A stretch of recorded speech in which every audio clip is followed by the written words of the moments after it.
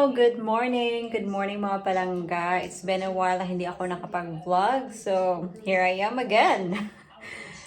Sorry for the noise, but si Mr. nanonood ng news. So, si Donald Trump yung nanalo sa election. Oh! Very controversial. Huwag na natin yung i-mention.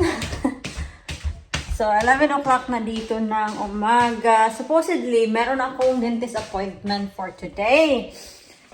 But then, kahapon, when I was at work, tinawagan ako ng dentist ko regarding my appointment. So, I've called him back. And sabi niya na, I don't understand why you have this appointment and on the 27 you got this appointment as well. So I've explained na yun na nga, before I left on my appointment, so I booked the 6th of November kasi yun yung sabi ng dentist ko na she needs to see me after 3 weeks.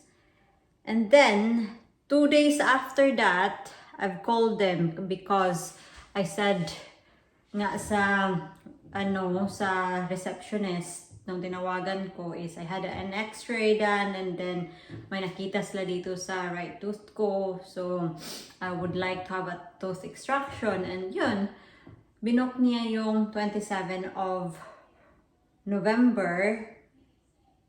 But then, when I called them yesterday, sa 27, walang nakalagay doon kung bakit ko siya binook. Sabi ko, what do you mean? I purposely called you to book an appointment for a tooth extraction.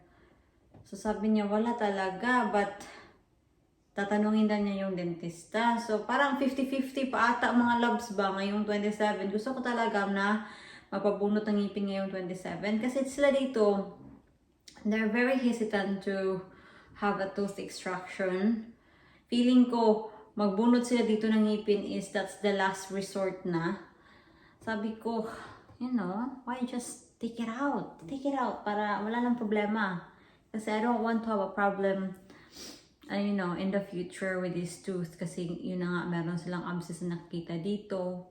Pero so far, yun na nga, hindi naman siya nababother sa akin. Although sumasakit siya minsan. Minsan lang sobrang mild lang. Hindi nga ako nagtitake ng anything.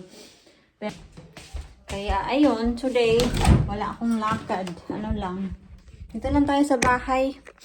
May 1 day off ako. Kasi tomorrow and 2 days ako mayroong trabaho straight. And then, on Saturday, meron akong lakad. Sunday din, meron akong lakad. So, from Sunday to the next Sunday, busy ako. As in. I've locked the door. I've locked the door, mister. Let's go! Grocery lang kami. Top-up grocery to mga loves. It's right, it's done now, on the roof. Oh, yeah. Top-up grocery kasi bago lang kami ng grocery pero nakalimutan. Do you need a bag? Not really. What we getting?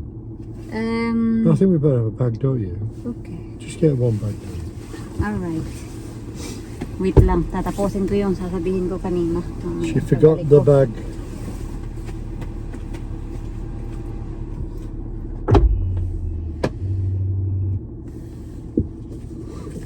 The wifey forgot the baggie. She thinks I don't love her, but I do very, very much. Don't tell her that though. She's my little darling, who I love very much. This will put a big smile on her face when she sees the video. Won't it, my darling? Johnny loves you. So don't forget it.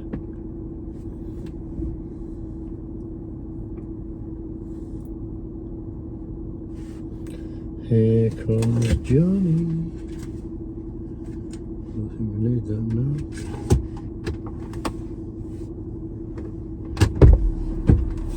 I got it! The pink. Kasi nakalimutan You got the Namin pinky. bumili ng dishwashing tablet. What else did we forget? That's it, I think. Yeah. And I need some candies to take with me and the shortbread. Candy. The shortbread as well. Right. So let us- nakapambahay na ako sa ilalim mga loves. Really? And wala talaga akong ayos. Ay, I cannot reach it, hun. I don't like the smell in this car at the moment, honey. It gives me headache. I'm going to put the The pure. leather. What leather? It gives me headache. It's partly paint though. Hmm? Partly paint smell. Though. You think? Oh yeah, it is. It's like when it's lacquer. The clear coat on top. Just let it vent a little. I just don't like it. Yeah, I'll put the pure. Nasa bahay na kami and ito na. Nakabili na ako ng candy para dadalhin ko ngayong Saturday. Ganitong Belgian chocolate shortbread. Ang sarap-sarap nito mga loves. As in, try nyo kung makapunta kayo sa Tesco. Milk. Dalawang milk yung binili namin kasi ubos na yung milk ni Mr. Ang bilis kasi ubos yung milk dito sa bahay kasi breakfast ni Mr. With a Bic. So nilalagyan niya ng milk and then mahilig siya magkape. Itong buns, cheese buns para sa nila ni Steve ngayong Saturday. Para kainin nila ba? Sandwich nila. And then, naka-offer yung Nescafe. Kaya, bumili na tayo. Alam nyo, sa Tesco, $4.79 ata. In club card price. So, sabi ko, diba? Tingnan nyo, nakasell na yung coffee nila dito. Kasi, last time na bumili ako ng coffee, pumunta ako sa Homebase. Butter, cheese, and ito talaga yung pinunta namin doon. And then, ito. Meron pa isa. Pork pies.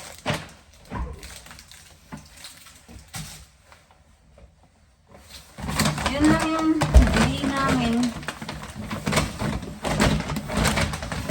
Nagluto na ako ng rice. Nadasaing na ako kasi I'm gonna have a beef, pepper, and pepper sauce ata yun. Something like that. And then chow mein.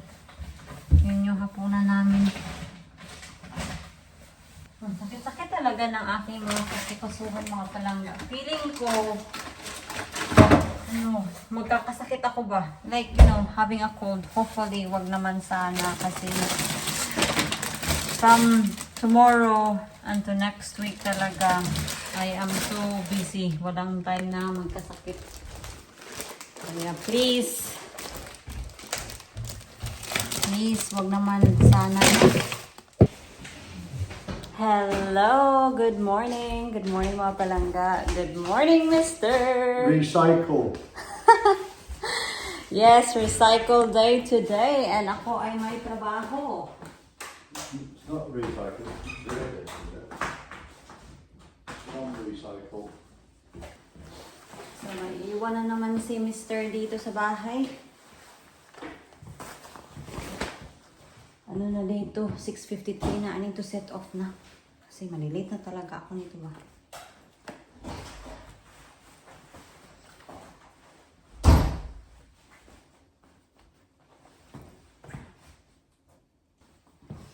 So, ito yung bag ko.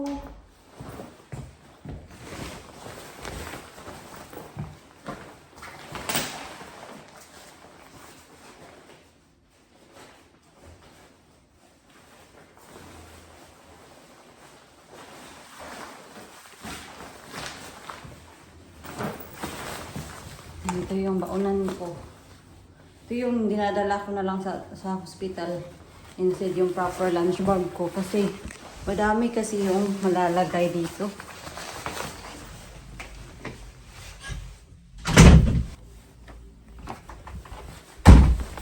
Sana ba yan si Mr.?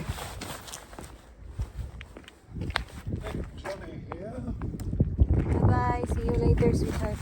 Uy! Uy, nako. Yes, darling.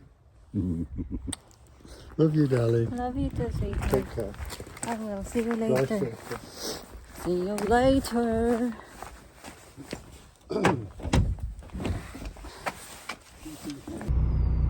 May pa-fireworks sila, oh. Yan, ang ganda-ganda. So, yung oras dito, 7:18 in the evening. So, I need to go home. Tapos na. Ay, ito, meron pa. Yan. So, yeah, medyo late tayong nakauwi ngayon. And for the first time, ngayong taon, yan, Mr. Lit the fire, mga loves. Pag uwi ko, sobrang warm na ng bahay. It's nice. It's good to have a fireplace, pero yun na nga, sobrang messy. Yun, so, kailangan mo mag-vacuum dito sa bahay. Like, everyday talaga.